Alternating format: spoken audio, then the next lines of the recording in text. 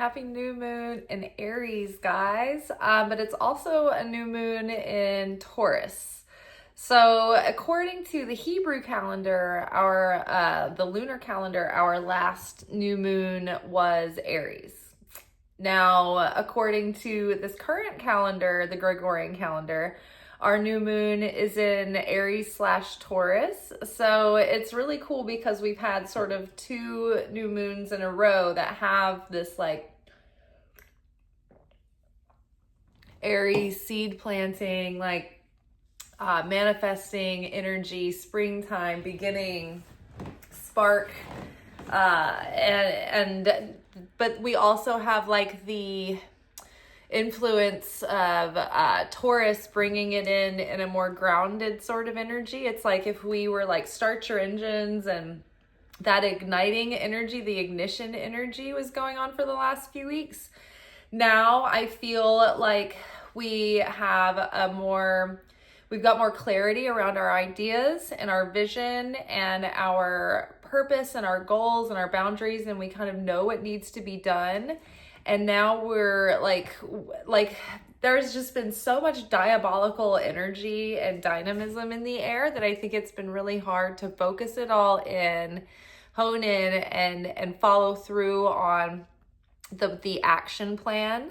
But with this Taurus energy, I feel like it's bringing it into the material. It's bringing it into a grounded, step-by-step, sustained consistency so that we can execute from a focused, intentional place where our energy is like brought in and pinpointed through like a laser beam, right? So I like the combination of the energies. I also, when I looked at my Magick of I planner, like there are 1, 2, 3, 4, 5, 6, 7, 8, 9, 10, 11, 12 like aspects happening today that were of note. We have Sun conjunct Chiron for illuminating what is being healed and what's coming up for healing. All these things that have been agitated over the past few weeks, they've been showing us, okay, what's ready to be healed, because we're seeing clearly, oh, these are the patterns that keep us from moving forward successfully. We have the moon square Pluto, making a difficult aspect there. Like giving us sort of an emotional death, rebirth, reset, unplug, let the power cycle out kind of thing. And it's kind of stirred up like almost a diabolical determination to like emotionally clean house and move on from the past. Then there is the moon conjunct Chiron. So again, seeing all of the things that have been hidden, subconscious maybe blocks or subconscious conflicting desires, subconscious patterning that's being healed and revealed, facing fears and facing things that we've been afraid to face, taking actions we've been afraid to take, and that being very healing. Then we have Mercury conjunct Mars, making us really bold about communicating that new clarity. We have Mercury conjunct Saturn, giving us the discipline and restriction around not speaking evil speech or saying things from an impulsive place, but a wise, discerning, self-control around our speech, because we know that our mouths are very powerful in our manifesting, and if we speak evil speech, we speak negative tongue, that disempowers our capability to speak manifestation. So, and then we're speaking curses on ourselves. So we become more aware of that. We become better at restricting that.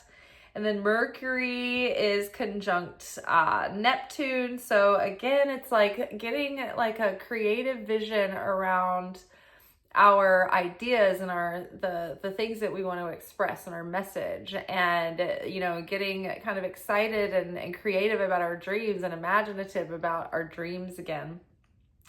So reigniting those dreams and how we can share them and communicate those with the world, share those with the world. Then we have Mercury making a sextile with Pluto. So that is, also a reset button, sort of a factory reset on how we've been getting our message out or how we've been conveying things. Maybe we have a better, we've understood ways to become more effective and convincing of our ideas with others.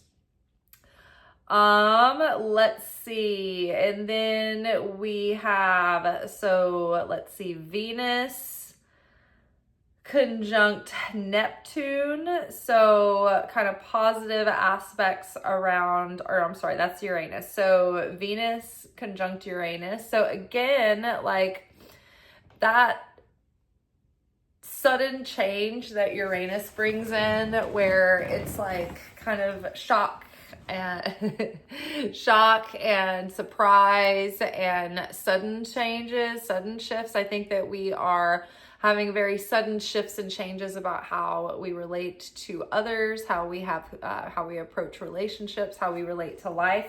So I think it's just when you wake up one day and you're like, you know what? I've seen the light and I am not going back.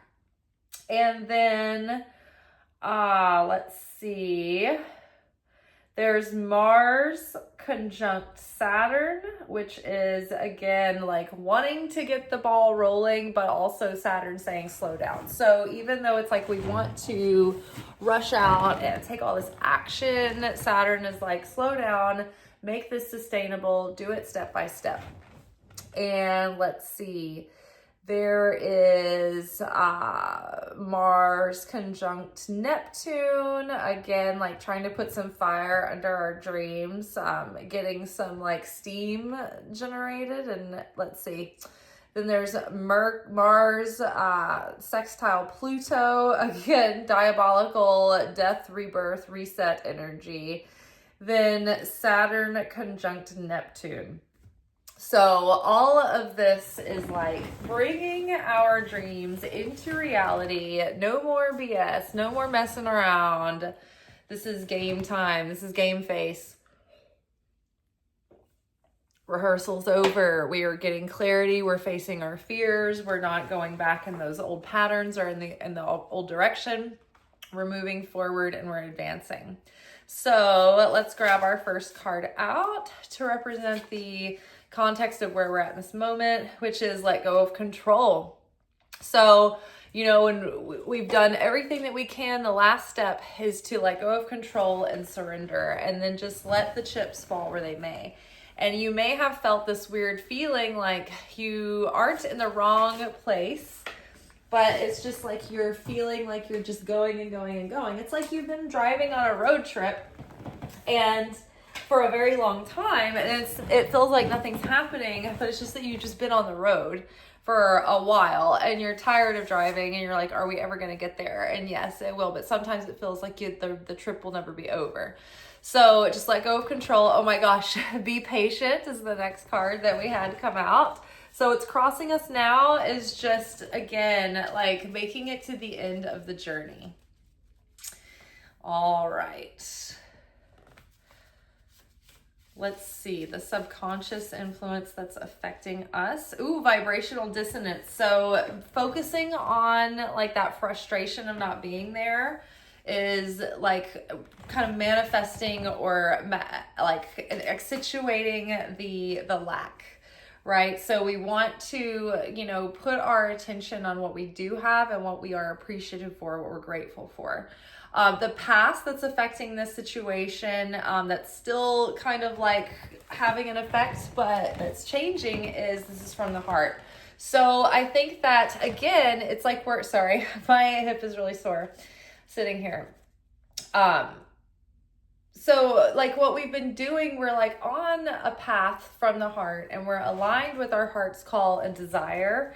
And we've been going the right direction. So I think that this is reassurance that this sort of like exhaustion, burnout, maybe like a little bit of like a depression or like a sadness or a grief period is like, I think it's signaling the end of a cycle. So I think it's like this grief that we maybe can't name, but it's coming through because we know that things are changing. And we've been in a season of being in one mode for so long, and I think that's going to shift very soon. And what we've been used to, in the ways that we know our life is going to change drastically. It's very possible.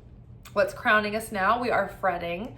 So I know that probably if you're anything like me, you are a working person who has concerns and and responsibilities.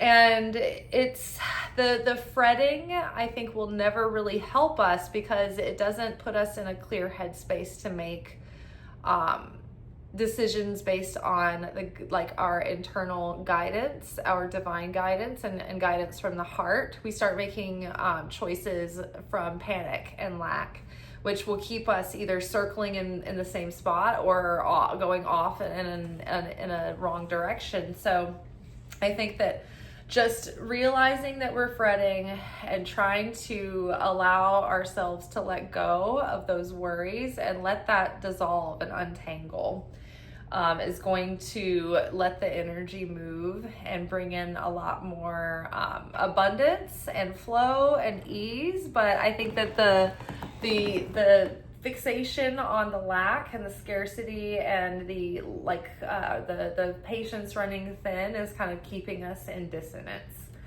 The law of attraction has been activated. So good. So focus on what you want to attract, not what you don't want to attract. So don't fret. Jesus, I kept thinking about Jesus the last couple of days going like, Martha, you're so stressed. Like you have much that, you're anxious about many things. Like what's bothering you? Sit down. And like, I feel like I've been a Martha the last few days because I hosted my own birthday. And it's one reason why my hips are hurting is because I've been like on my legs and on my feet for the last all day, the last 2 days, just like making food and preparing the food for my guests and preparing everything and running around a lot. And I just caught myself being a Martha where I was really focused on tending to everything and getting everything done and making sure everybody was taken care of and comfortable and trying to attend to the playlist here and there. And it's so easy to get overwhelmed, especially if you're neurodivergent, and not be able to enjoy anything because you're so stressed and overwhelmed trying to take care of the basics while you're being overstimulated by everything else that you forget to have fun. You forget to connect with the moment. So I think just remembering to stay in that place of ease and flow and try to catch yourself when you're fretting.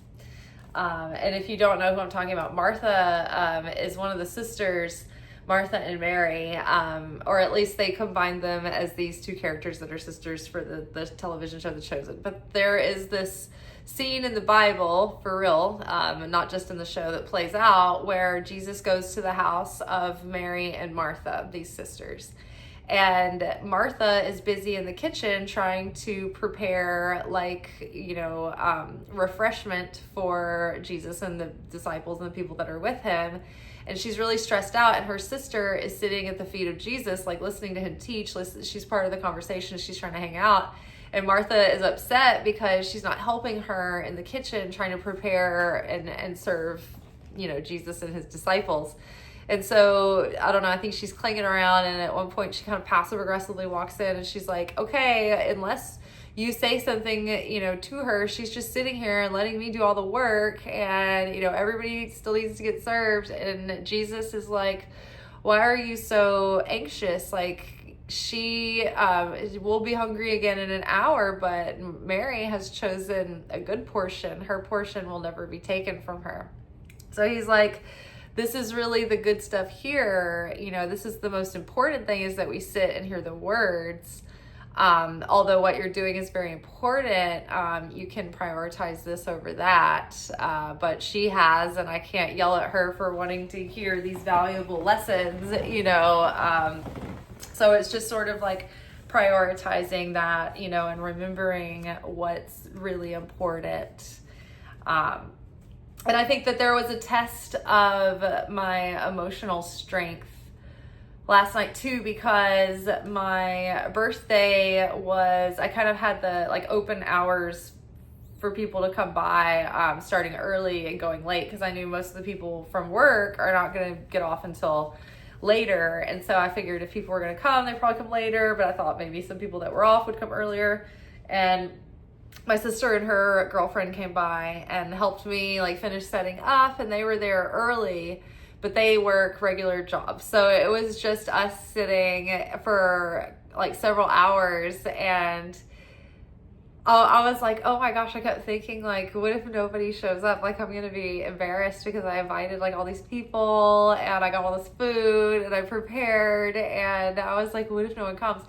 And my mind, the devil, kept tricking me and trying to say that, like, oh, nobody's coming. And then we even had like a really severe thunderstorm move in, and it was brief, but it was crazy. It was like pitch black, like right before it got dark. And we had a storm, so I thought, okay, everybody's gonna think I've been rained out. And so I was very tempted to get all like, what was me, my birthday party, nobody came. But then actually, my sister and her girlfriend left because they had a regular off, like 9 to 5s during the week. So they had to go, couldn't stay that late. But then everybody did come, like gradually. There was like one guest that showed up right as they were leaving, and then right after that, people started texting me that they were getting off work and they're headed that way. So then all of a sudden my house was like full of all these people, and they brought me all these like makeshift cute little birthday surprises from work, and everybody was all excited, and everybody loved the stew, and everybody was like, oh, what a cute house, and everything's so wonderful. And what's funny too is because like I didn't let myself get in a down, moody mood. I just kept ignoring that thought and just thinking, well, if all I have for my birthday is like me and my sister and her girlfriend, like that's just fine. I'm just accepting it, the way it is. I'm not gonna not enjoy the night, But then it was a really fun night. And before that, like earlier in the day, I was out running around, running all the errands, gathering everything, all the ingredients. And I was stressed because I got a late start. And I just prayed. I started praying out loud using my voice. And I was like, God, thank you that I'm going to go find all the ingredients everywhere really quickly. They're all going to be where I need them to be. It's going to be a smooth flow of traffic everywhere. People are going to get out of my way. They're just going to sense that I'm in a hurry, and things are going to move quickly, and I'm going to get home, and I'm going to be present when I'm cooking, and I'm not going to burn anything. Everything's going to be great, and everybody's going to have a wonderful time. Everybody's going to be so respectful of the place, and they're all going to love my place, and they're all going to love the food, and everybody's going to be so sweet. And it was like everything that I prayed for, like it just went over exactly like that. But there was a test that came first. There was a test that was like, hey, nobody's coming to your birthday. And in many years, of my, all my life, ever since I was little, I've had like some birthdays are good and people show up, and then others, it's like, it's all or nothing kind of thing. And last year was a nothing kind of year.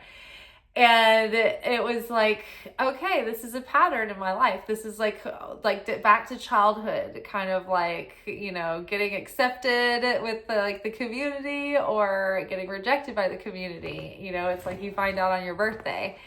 And I just decided to not let it affect my mood either way. And I was going to enjoy my birthday, and I wasn't going to take it personally.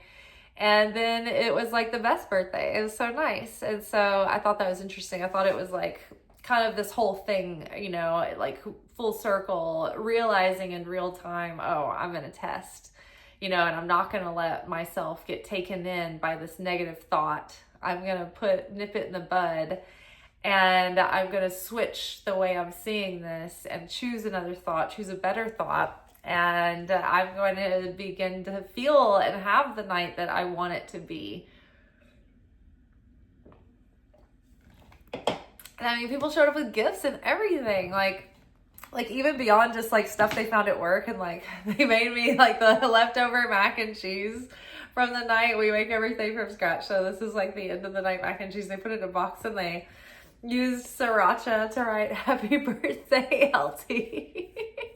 But yeah, some people brought me like gifts, like really cute little journals and candles, beautifully scented candles and stuff. So I was like, oh my gosh, I'm so moved. It was so sweet. And I was very happy.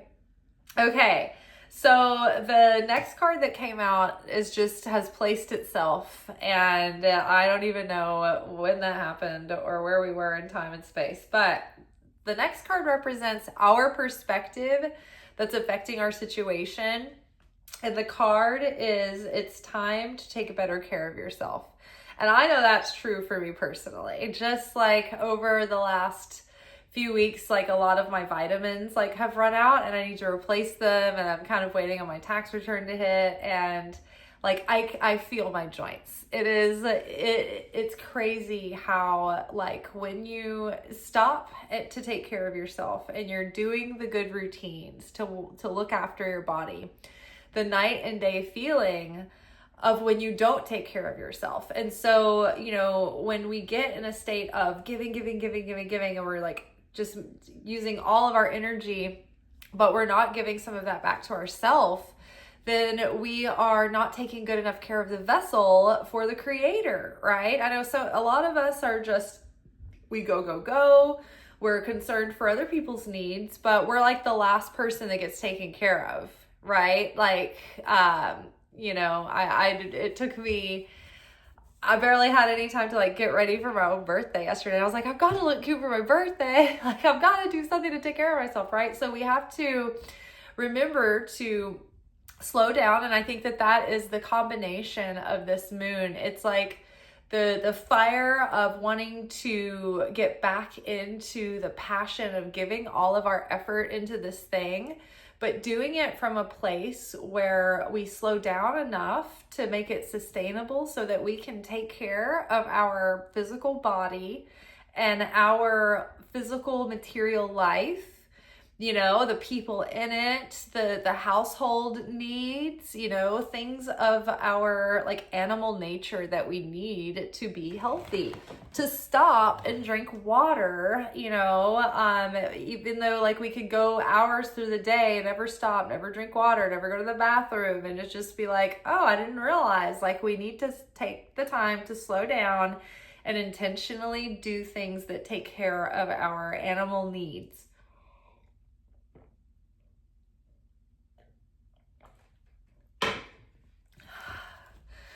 I'm probably equally hungover on pizza bites, pizza rolls, as I am on champagne. I made a big pot of Cajun beans and rice. It was amazing. I had like pita bread warm on the oven. We had a big old cheese spread, olive mixture, some like roasted salted pecans, chocolate covered almonds out, Cadbury eggs, those little crunchy ones that are like the M&M style ones, like and then a giant bowl of Totino's pizza rolls. And I'm like, the chemical affront on my body that the Totino's pizza rolls are doing right now is causing me every bit as to be as hungover as just the alcohol. All right, the outside energy affecting us now is a lucrative partnership. You know, it's so funny that this is like, so many times the card 7 and 8 go hand in hand. And I don't think that that's an accident, obviously, because one is like what perspective of yours is kind of holding you back. The outer perspective, what kind of outer, you know, conditions are holding you back. And I think that a lot of what's been holding us back is the lack of partnership, the lack of like support from a team or from another person, or just like a partner, you know, like a companion or a romantic partner, just having that kind of person that's kind of always there, whether it would be a creative partner or a business partner or a like-minded friend or someone like that. I think that we're feeling like we've been trying to pursue something without a lot of partnership, without a lot of support. So I feel like honing in and like manifesting that support in your life, and it can come in various forms all the time. Like I used to be in the habit of writing down in my journal, like when Danielle Laporte was this like kind of like new age creative, she would create things, like she was a writer sometimes, a poet, others artists, you know, and she would make this day planner, and one of her things in the day planner was to list 5 of your core desired feelings every day.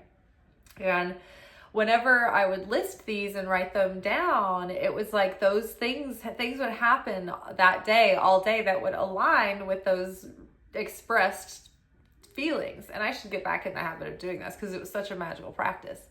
And so many times I would say I want to feel supported, and it was so crazy because on those days it would be like I'd go into work and like everybody would be so helpful to me that like night or whatever, and all in different situations and different scenarios. So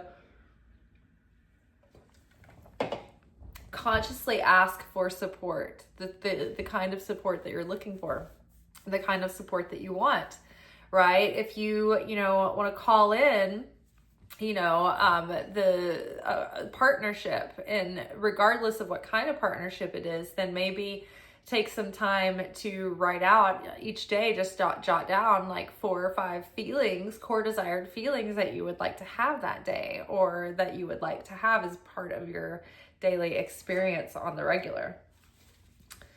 Okay, let's see. This card represents our hopes and fears.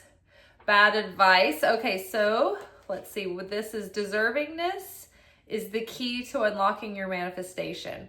So I think that our fear is that we are following bad advice, that we're not doing something right, that we're like looking at the problem from like a surface level perspective, like, oh, why isn't my dream coming true? Like, for example, for my platform, right? Like, why can't I grow my platform? And like, what's holding me back? And it would be like me getting fixated on like key terms and trying to break the algorithm and the way I'm editing my videos, like tweaking at the mundane material factors.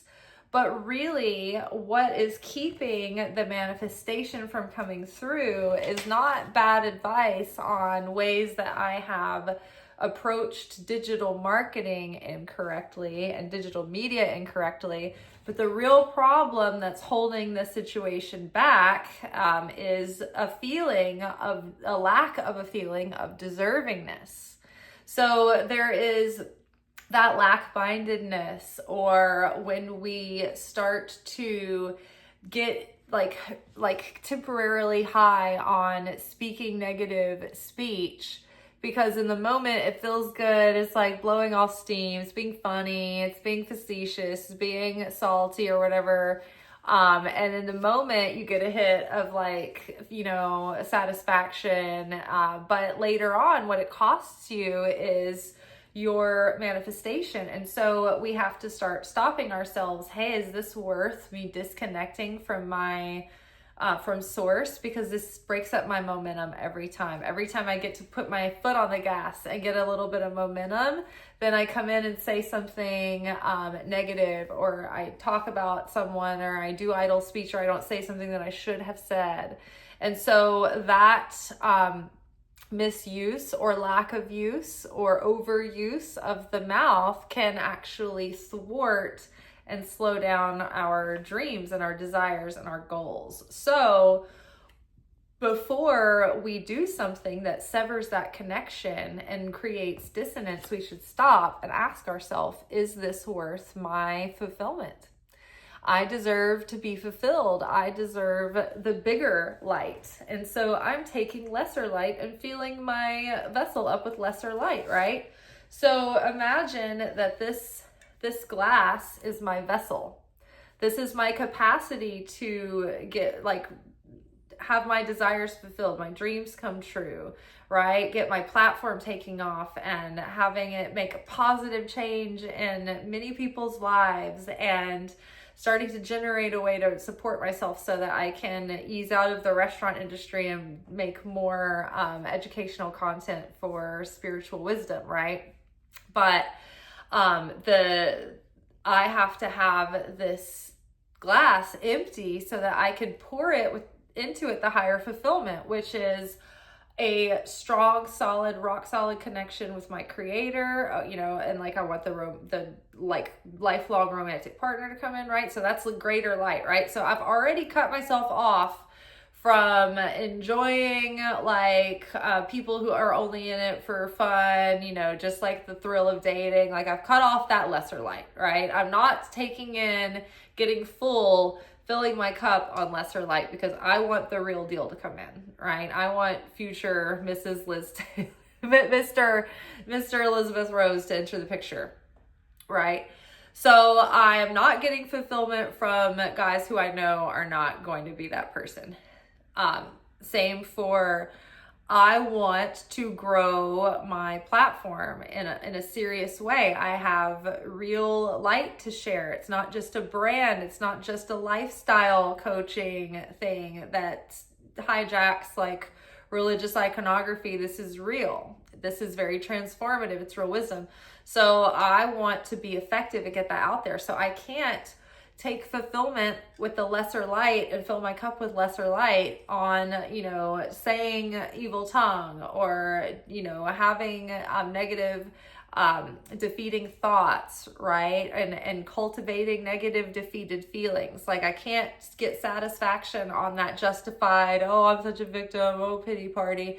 I can't fill my cup with that. I have to empty myself of all of that and keep my vessel ready to receive the higher light that wants to come in.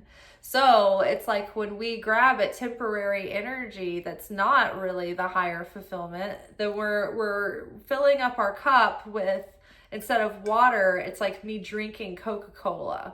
And I'm like, oh, I'm so thirsty. Oh, my body's so dehydrated. I'm going to fill my cup with Coca-Cola. That's actually not giving me any kind of nutrition, or it's not flushing my system out. It's not hydrating my body. In fact, it's doing the opposite, right? So that's what we do so many times. We grab these like temporary vessels that give us a quick hit. It's very satisfying, crisp flavor, but really it's just rotting everything slowly, gradually, in ways that we don't see. And so then instead of having the true fulfillment, which is like drinking the water that's going to give us more vitality and more nourishment, we're caving and wanting that instant hit of gratification and just drinking Cokes and never staying thirsty and never feeling sated.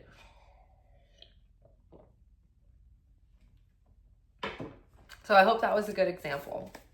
Okay, so when we feel deserving and we are taking actions and restricting from actions that demonstrate otherwise, right? Then we stop doing those actions that are destructive and we start doing the proactive actions that are fulfilling our promise to ourselves. We are taking the things that are important to us seriously, because we take ourselves seriously, not too seriously, but we have self-respect. And so we can't just tell ourselves that and then go off and be inconsistent, because then we're just treating ourselves like an abusive partner. So we have to be that partner that we want to call in, that we wish that we had. Whether that's a coworker partner or a romantic partner, we want to demonstrate the kind of consistency and respect that we in our mind imagine or think that other people should treat us like. But we're not even treating ourselves like that, and we don't even realize it. So we need to start taking those action steps to follow through and show that we care about ourselves. All right, now the final outcome, stop ruminating. So again, don't like try to like all of the stress on earth right now is pretty much activating our reptilian brains and our instinct to survive. And so it's kind of like keeping us in a state of like a low level trauma response. And one of the responses to like a low level trauma is ruminating or like escapism into like daydreaming, and we become limerent, and it's just like maladaptive imagining is like an extreme case, like version of this, extreme case of this. So this is what's like kind of burning all the daylight here. So one trap, right, when we are overcoming in our sense of deservingness, and then our subconscious defense mechanism kicks in, and it's like, oh, she's getting close to achieving a milestone. We have to initiate a point of self-sabotage. Let's kick in, run the program for getting distracted and ruminating. That burns time without causing destructive chaos, right? Keeps you from your goal, but it doesn't so in like a quiet way that doesn't like stir up too much, doesn't attract too much attention, right? So that can be even more dangerous because you're in this like happy daydream, you know, and it's not coming from a place of consciousness. It's like a reflexive response rather than like intentional visualization. So be mindful when you're slipping into like daydream mode and you need to focus instead, and then spend concentrated intentional time in imagination mode where you can actively imagine, and then you get that out of your system so that you can sit down and actively focus. Like separate those two. Don't let them overlap. Okay, let's grab a few tarot cards to kind of give us the synopsis here. Page of Swords. So Page of Swords is a happy little student, or they might be an inquisitive person who is looking into something.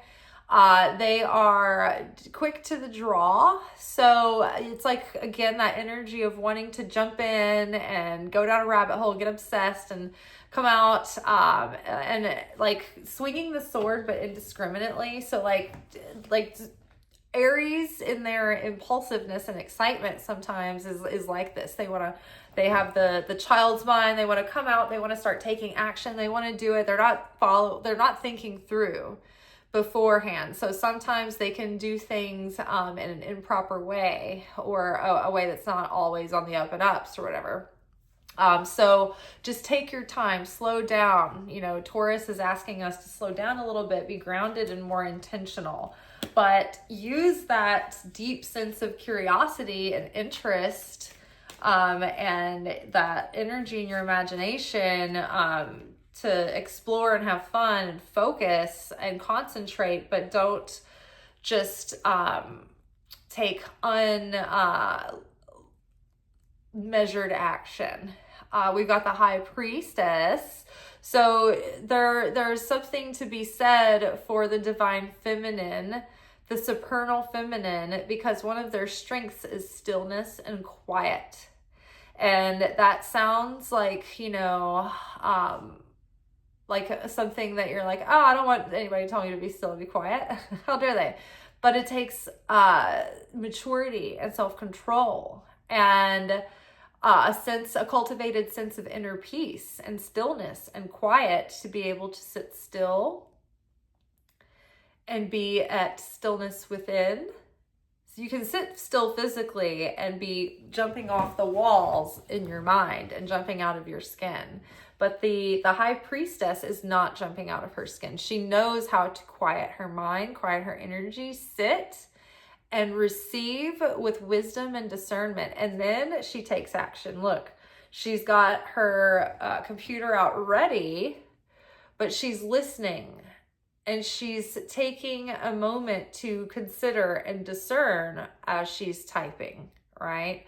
So again, taking the time when you're sitting to take action, don't feel like, oh, I gotta do this, I gotta push through, I gotta, I gotta hustle culture. It's like, no, instead, be consistent and dedicated in showing up, but take your time and be intentional once you're there. Don't force anything. Surrender, right? There's a writer, and I think I always get his name wrong, but I think it's either Stephen Prescott or Stephen Pressfield, but he wrote this book called The War of Art, and he also wrote a book called Going Pro. I think it was in the book Going Pro, where he talks about an amateur sits down and does their art when they're inspired and when they feel like it. But a pro puts that time block aside every day and sits down, even if they just look at the lump of clay, even if they look at a blank page, even if they just show up into the space. Like, we've got people who cook, we've got our sous chef out there. What if you wanted, like, say you're like, man, I want to put together some of my favorite recipes and put it in like a book or whatever. And you're like, oh, I don't know. You're kind of thinking about it, but it takes some organization, right? So even if you can give yourself time to go sit in the kitchen with your notebook and plan out, like some of those like curated recipes and why you would want to choose those, for instance. And maybe you have to do that, but you just can't stand it. So maybe just go spend some time in the kitchen, right? And if you can sit down and write something down that day, great. If not, maybe you'll get inspired by reorganizing some of your like cutting boards. I don't know, but you know what I mean? Like, spend time in the space, spend time in the studio, spend time with the creative process, even if it's just sitting like this and letting the ideas come to you, letting that flow through. I'm not pressuring you to make a cookbook. I just try to use different examples, just so that I'm not using myself all the time. Ace of Pentacles, planting new seeds successfully. And I believe we had Ace of Pentacles last month for our other Aries new moon. And so in case you're confused, so general like pop astrology is timed and celebrated according to the Gregorian Calendar, which is based on the sun. And so that calendar is usually one moon cycle behind the Kabbalistic Hebrew moon cycle. And so last month, according to the Kabbalistic Hebrew Lunar Calendar, we were celebrating the new moon of Aries, Passover season. But this new moon, even in my book here, is on the cusp. Like, the moon cycle is switching from Aries into Taurus today. So either way you look at it, and then the Kabbalists are celebrating this as a Taurus new moon. The rest of the world, the pop astrology world, is celebrating the Aries new moon. So both of the energies are present, and I feel that too, because today I've been feeling very Aries, but I've been feeling also slower and more intentional and definitely more tactile and in the body. Just eating a lot of pizza rolls left over from last night. Going slow, but also feeling like, a lot of like creative vision is coming to me today. Excitement about that. And then Four of Swords. So I love this. This is like a combination of be on the ball and be consistent with your routines, but also get enough rest. Right? The rest part is so important. It's so important to be able to give yourself adequate rest to renew and repair and rebuild. And that's what I had to take a nap before I started the workshop, because I was just so sleepy and so drained, and I wanted to give fresh energy. And as soon as I turn this off, I'm going to edit, I'm going to upload, and then I'm going to be in Shabbat mode. And I'm going to be chilling and relaxing and watching some of my favorite content creators, and I'll watch their lunations, and I'll probably watch like a Kabbalah class or whatnot. But yeah, the Shabbat, the rest, observing the Sabbath is not only important, it's a holy requirement. Like even God rested on the seventh day. And that's part of the surrender, is saying, okay, I have exhausted all of my efforts. I have given everything that I can, pulled out all the stops. I have given my full self to the task. But now I've done everything I can, and now it's in God's hands. So I have to take my hand off the wheel. I know if I stop working and I give myself time to rest, that the angels are going to keep it going. They're going to keep driving the ship for me. So it's just about that trust. Last night we had a fire that broke out in my oven. It was when a bunch of the ladies had gotten here early, and we were all gathered in the kitchen and we were laughing about something, and then we all heard this crazy noise that sounded like a power surge. Like it sounded like some kind of like Frankenstein machine getting turned on. And then we looked, there was like this like bright fireball in the oven.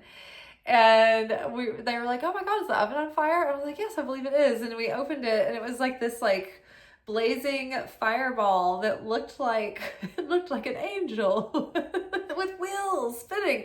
No, but it didn't look like just like some food on fire. It was crazy. And so, I don't know, we were all kind of calm in our panic, but we were like, it's probably going to burn itself out. Maybe we should turn the power off, and I'll grab the fire extinguisher if I need to. It was all very calm, very chill. We were like, close the door, suffocate the flame. Like, it was like no one had the slightest bit of like urgency. We were like, this is going to be fine. Let me go we'll stand by with the fire extinguisher. And everything was fine. We extinguished the flame. We completely had a spike and drop in adrenaline. Like, even though we were all calm, we were all like, okay, and now all of my body chemistry is just crashed. That was everything that we had to survive. That one little oven fire. It was so funny. Thank God that we all saw it. Happened with a crowd. All right, so let's grab, actually before we do our manifestation cards, let's actually grab a Angel Wisdom Tarot.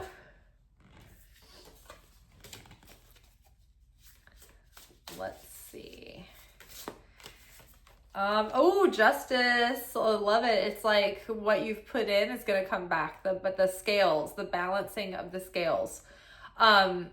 So this is telling us to be impartial and objective. Stand up for what you believe, right? One form, this is something that's been coming up in the Torah readings this week, but one form of evil tongue is like when you are being like sort of guided to say something, but then you don't. Like for years, I knew that there was this urgent push for me to do YouTube videos, and I wasn't making them, and I was being overly like perfectionistic and having like that kind of overwhelm and keeping me frozen. And so not doing the channel when I knew that I should be doing the channel, that was not using my words that needed to come out, right? And so that's a form of evil tongue too, like not speaking when you should, or like not speaking up in a situation when you know that you're being told inside, like say something and then you don't, to keep the peace or whatever. You're like, I don't want to start a thing. I'm just gonna, it's too intimidating or whatever. And sometimes you're being told, hey, this is not a good time to say something. It's not going to go well, right? And that, you have to listen to that voice too. Because when that voice is telling you, this is not a good time to say something, this is not a vessel that can receive this, that can be also a form of evil tongue. Like like sending words to a not receptive vessel, it can create more damage.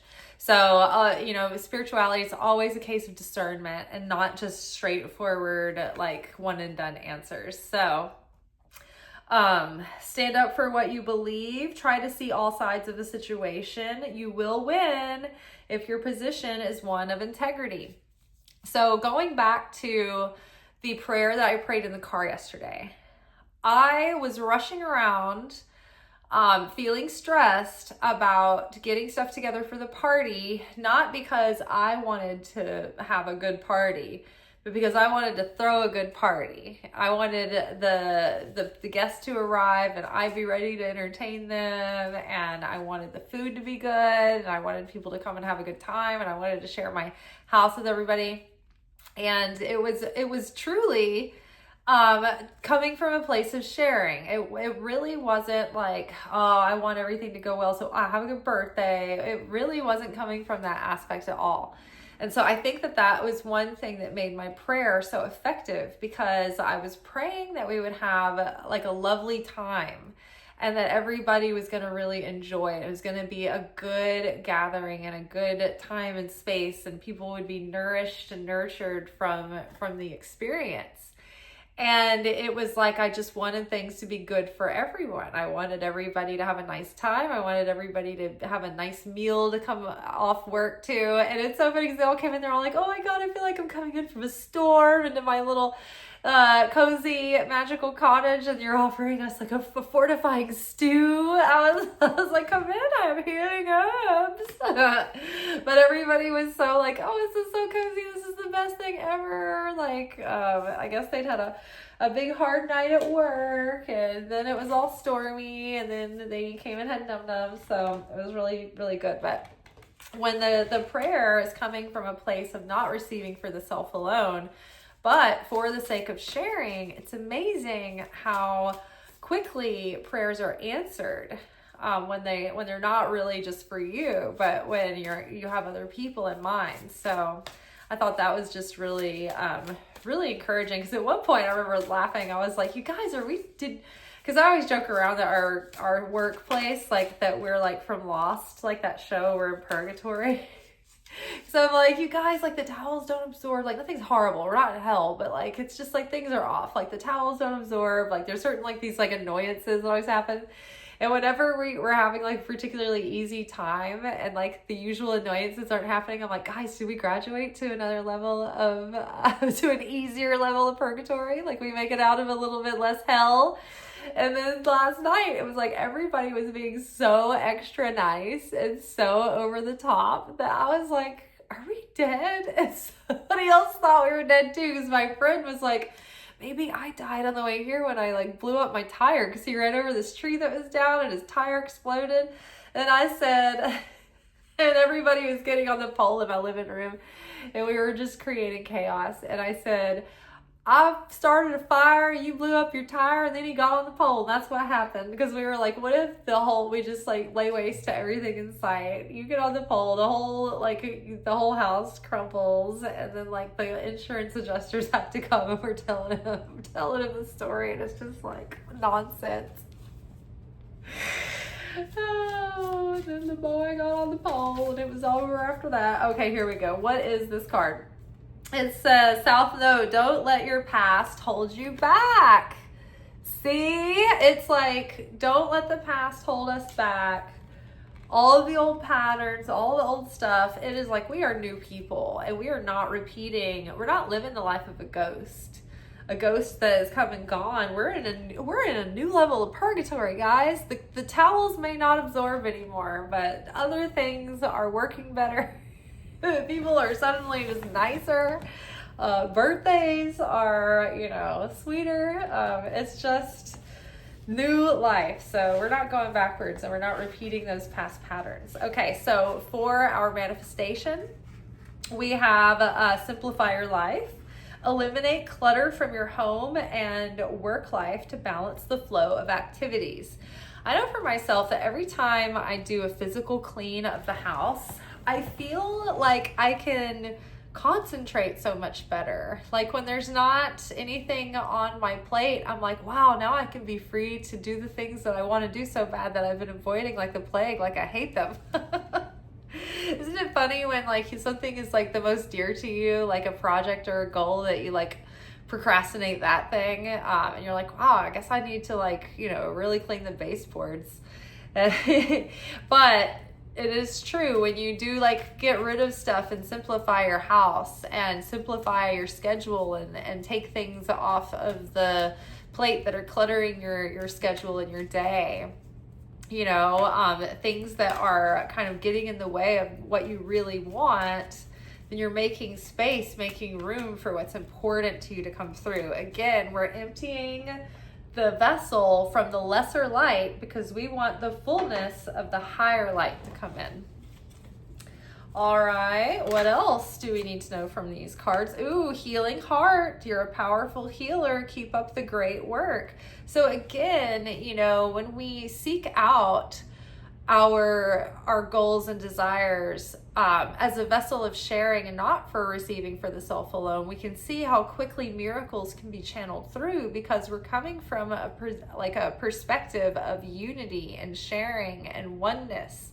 And, you know, we are to treat our neighbor as ourself, because our neighbor is ourself. Ultimately, when we go to the deepest core of it, we share a spirit, we share a collective psyche, you know, a collective conscience, a collective consciousness, and what we do to another, we do to ourselves. And so, you know, as Jesus explained that when he, you know, talks about, I was hungry and I needed to, and you gave me something to eat, and then the other people, I was hungry and you said no, you turned me away. And they were like, when did we turn you away? And he said, what you do to the least of these, you have done to me. Because we're all one, right? The whales and the dolphins communicated to the people and told them they were all one. They were one organism. That's why their telepathy is like so unfettered, because they understand that they're one mind. They have separate individual bodies, but they are one body in many pieces. And so too are we. We are one soul, one body, but in many different pieces. But we can work individually and work together. All right. So yes, when I want to, like, say, study the Zohar, it's not just so I can have all the deep secret, you know, wisdom to myself and feel superior to others and feel like I've got like this, you know, edge on the competition and the keys to the gate and all that stuff. But it's like, if I can learn, you know, the Zohar and help to teach people these lessons, then it feels like I can help people like connect with the Bible in the way that it's supposed to be connected with, you know? It's like, it's for a deeper reason other than me just sitting there, you know, gobbling up interesting information. It's even more of a higher reason than me gobbling up that information to heal myself, which is also one of the most noble efforts, because that's part of our tikkun, right? But then it's like, I'm not just healing myself for my own comfort and fulfillment, but I'm healing myself so that I can help bring others along as well and bring goodness into their life and share the goodness with them too, right? And I think that's what makes it a powerful desire. And when it's not just for the self, but it's like the goodness, the gift that you have, the talent that you have is for the sake of sharing. Make a wish. This is a magical moment. Make a wish and enjoy its manifestation. So there's like 8 planets or heavenly bodies in Aries right now, in Aries.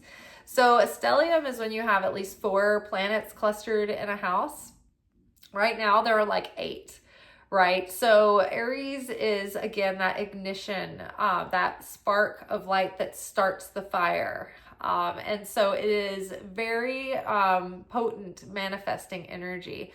And this new moon over the next 2 weeks, this is the most fertile like soil to plant the seeds of our intentions in. So trying to do your best to practice the restriction, to be consistent, to keep routines, to watch your words, and try to watch your thoughts and your feelings, and try not to be like giving into the temptation of fretting and anxiety and focusing on lack, or speaking negative words, or doing various types of evil tongue, but really focusing, honing in, taking a vow of silence if you have to, and only speaking when it's necessary.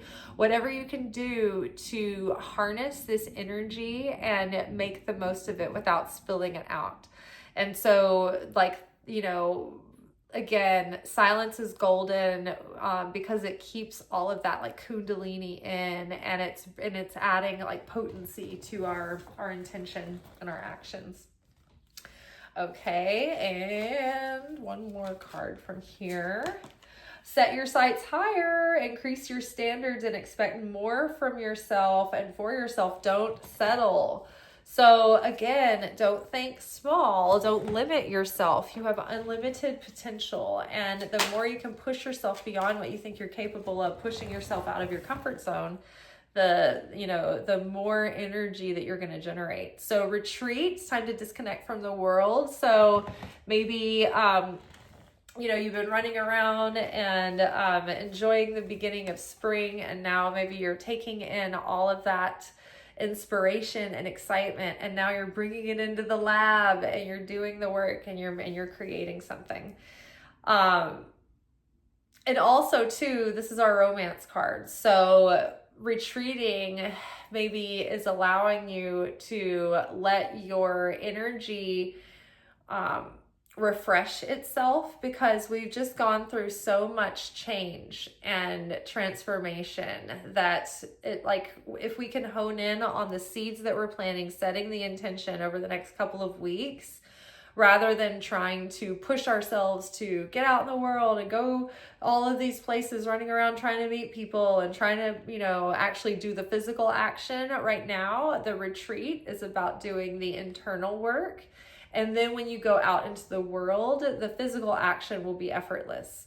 It's always a metaphysical issue. So whatever your outer experience is, it's just a reflection of the internal metaphysical.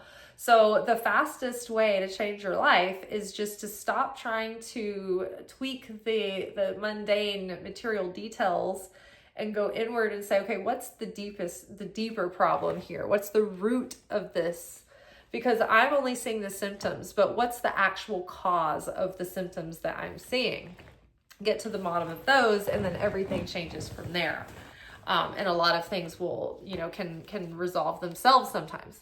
So love yourself first. Your self-respect makes you more romantically attractive. So again, instead of centering, going out there and looking for somebody else, or getting obsessed over like the idea of a person, and then thinking about how you're going to get their attention, or what's going to like attract them, or what they like. Instead of centering them, center you. Be working on your soul and your healing and your investing in yourself, and being so you that you are honed in on your vibe, and the signal is so clear, where the universe is going to be like, okay, this is they're really in their frequency, and it's really easy to find a match for their signature because it's not going all over the place. When we start centering someone else, we're out of our authenticity. We're not in our own vibe anymore. We're becoming their vibe, and we don't even know quite what their vibe is. So we're trying to make ourselves their vibe, right? And it's just like that whole ruminating and, fretting, and it takes us out of our own signature energy. So the best way to attract love in is to be in the frequency of love, because we're loving ourselves, and we're loving our life, and we're loving what we're doing. And then we can draw in something that matches that frequency, because it's matching our native base frequency. Okay, forgiving and learning. So as you release and heal the past, you experience more love in your present moment. So it's like we just have a little bit of things to release and to let go of, and to get out of our reception, because it's making like a crackly connection, and we're just retreating. We're working on our antenna, we're working on our frequency, and everything should just kind of be back on track shortly. And you deserve love. So again, there is deservingness is the key to unlocking our manifestation. Knowing that we deserve love and taking action that shows that we love ourselves is setting the example, setting the stage, putting that vibration into the universe, so that we're attracting people who have they really care, and they cherish our heart and our needs and what we have to offer. They really truly see it, and they value that. Okay, let's grab a piece of advice from Mary, Jesus' mom. Action steps. Let's see. Today, I take action related to the priorities that I have previously put off. I love it. Taking action on the priorities that I previously put off. Love this. Like, she's in action. She's like, I'm chopping wood, carrying water, got a little laundry hanging up in the background. We're good. We're good to go. Mary is like, you gotta take care of the house. Like, you gotta raise a Messiah. You gotta keep a nice hearth going. Okay. And so now let's get some loving words from Jesus to finish us off. Let's see, what do we have here? Oh, blessed are the peacemakers, for they shall be called the children of God. Now, we are to be peacemakers in the world, but the first peace that we need to cultivate is Christ's peace within ourselves. Because just like this, when we have Christ's peace cultivated within us, we have that quiet state of rest in our spirit. And then we can truly connect with the Shekhinah, the Spirit of God, who guides us, who leads us, who directs us and gives us an inspiration and wisdom and encouragement. And that peace we need to cultivate within, because they're like in the Gospel of Mary, that's the first thing. That's the opening number of the Gospel of Mary. It's like Jesus says, cultivate my peace within you. Do not let anyone tell you go this way or go that, that they have the answer, because the Son of Man is within you. And right now, look at the times that we're living in. We've got our Secretary of Defense quoting fake Bible passages that were written for the movie Pulp Fiction, and he's like using this in his sermon for his prayer group. And it's like, when did this even happen in our Department of Defense? First of all, it's like, this is madness. This is insane. Then we have our vice president telling the Pope that he shouldn't be opining on scripture. And then, so his bro Cephas can opine on monologues from Pulp Fiction. And it's like insane. And so, yes, like all these people are like, oh, come with us. We have the key, we know what this means. We don't look into that. There's an AI Jesus that they're trying to pitch that is like $1.99 a minute and like $40 a month to talk to Jesus for like 45 minutes. And it's like, this is idolatry. This is idols. This is a graven image. This is the golden calf. And I think that people are like in huge numbers, like they're not like, I'm proud of us, because a lot of people saw right through it immediately. And they were like, what the are they trying to sell us? Like, this is fake. This is false. This is lies. This is deceit. This is the fall of the garden all over again. This is, the serpent promising endless wisdom, endless access, endless knowledge, right? Don't let anyone tell you, come over here, look over there. We've got the answer, right? Because the Son of Man is within you. And in order to connect with that, we have to be able to cultivate that stillness. And they know that, and they've known it for centuries and millennia, and they have tried to separate us from our capacity to quiet our spirit and tune in and connect for ourselves.